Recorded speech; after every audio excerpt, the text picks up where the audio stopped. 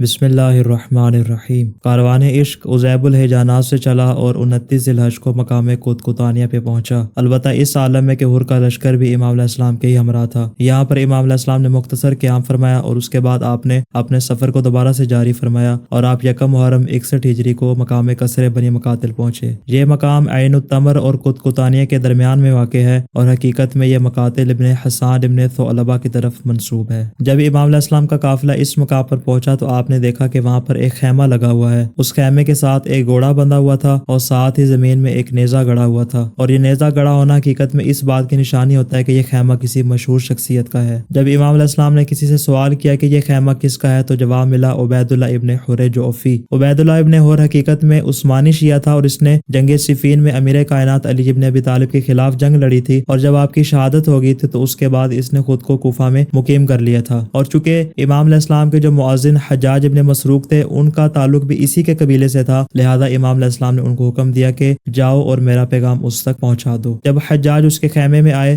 تو اس نے دیکھ کر کہا کہ میرے لیے کون سا پیغام لے کر آئے ہو؟ تو حجاج نے دیکھ کر کہا ایک ہدیہ اور ایک کرامت لایا ہوں، اگر اس سے قبول کرو۔ یہ حسین ابن علی ہیں کہ جنہوں نے تمہیں اپنی نصرت کے لیے بلایا ہے، اگر ان کی مدد و نصرت کریں گے تو اس کا اجر و ثواب پائیں گے، اور اگر ان کی رکاب میں مارے جاؤ گے تو شہادت کے درجے پر فائز ہو جاؤ گے۔ عبید اللہ ابن حر نے جب یہ بات سنی اس نے کہا کہ خدا کی قسم جب میں کوفہ سے باہر آ رہا تھا تو میں نے لوگوں کی ایک بڑی تعداد حسین ابن علی کے ساتھ جنگ کی تیاری میں مصروف دیکھی، حتیٰ کہ جو خود حسین کے ساتھ تھے وہ بھی ان کا ساتھ چھوڑ چکے ہیں۔ بس میں نے سمجھ لیا کہ وہ شہید ہو جائیں گے اور کوئی بھی شخص ان کی مدد نہیں کر سکتا، لہٰذا میں نہیں چاہتا کہ میں ان کا چہرہ دیکھوں یا وہ میری جانب دیکھیں۔ جب حجاج نے ابن حر جعفی کا پیغام امام علیہ السلام تک پہنچایا تو امام علیہ السلام اٹھے اور اپنے چند اصحاب کو ساتھ لیا اور آپ بذات خود عبید اللہ ابن حر جعفی کے خیمے میں تشریف لے گئے۔ جب اس نے آپ کو دیکھا تو آپ کا شایان شان استقبال کیا اور آپ کو اپنے پاس بیٹھنے کے لیے جگہ دی۔ اب خود ابن حر جعفی کہتا ہے کہ میں نے جب چہرہ امام کو دیکھا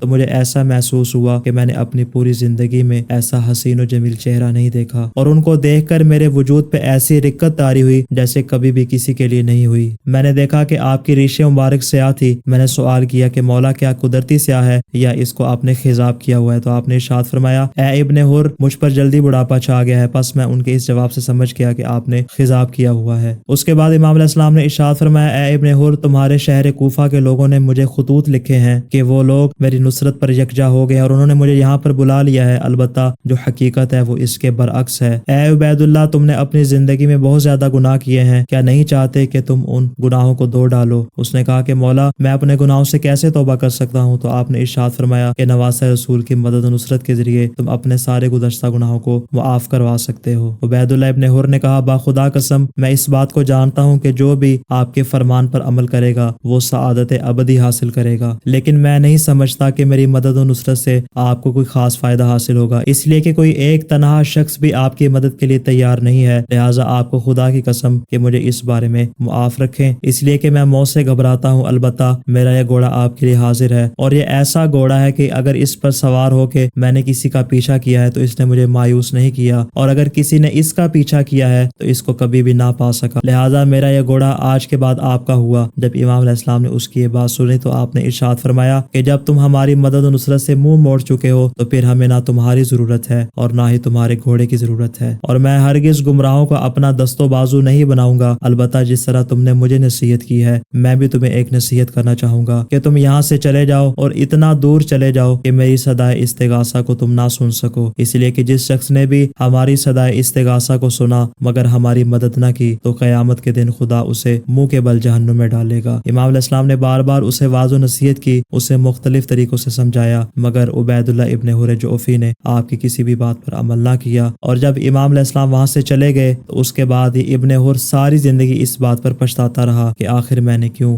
فرزند رسول کے ہم رکاب ہو کر جنگ کیوں نہ لڑی۔ قصر بنی مقاتل پر کچھ اور حوادث و واقعات بھی پیش آئے، انشاءاللہ اس کو اگلی ایپیسوڈ میں بیان کریں گے۔ السلام علی الحسین وعلی علی ابن الحسین وعلی اولاد الحسین وعلی اصحاب الحسین۔